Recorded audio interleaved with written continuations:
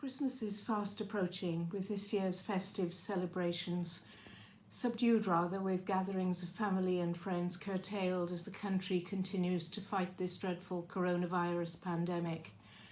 2020 has been an extremely challenging year, one of the most difficult that I've ever experienced during my time in local government, and I fear that we face a difficult time before this dreadful pandemic is behind us.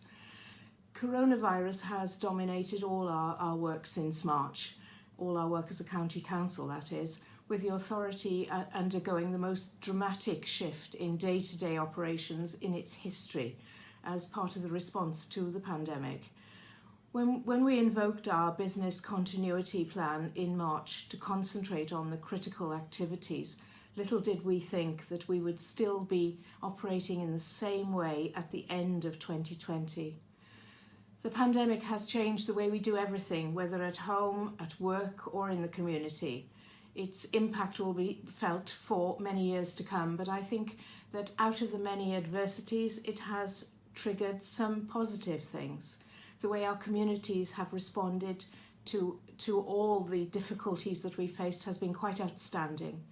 The support provided to those in need has been tremendous. We've seen a surge in people volunteering to help others, delivering essential goods and medication, or just keeping in touch with a comforting chat, and that's been very important. Mental health has been extremely important, loneliness has been a feature. Our staff have responded very well to the crisis with professionalism and dedication, working long hours. The much needed shift to a more digital way of working has taken place at a pace that we could never have imagined 12 months ago. We've reduced our carbon footprint with a drastic cut in business mileage, and we're reviewing the way we use property to reduce operating costs and become an even more efficient council. Christmas is a very good time to reflect on the past, look to the future, and to thank people for all their efforts during an unprecedented period in our lives. There is some optimism in the air with the vaccination programme being rolled out, and hopefully 2021 will be better, and until then we must do all that we can to stop the spread of coronavirus.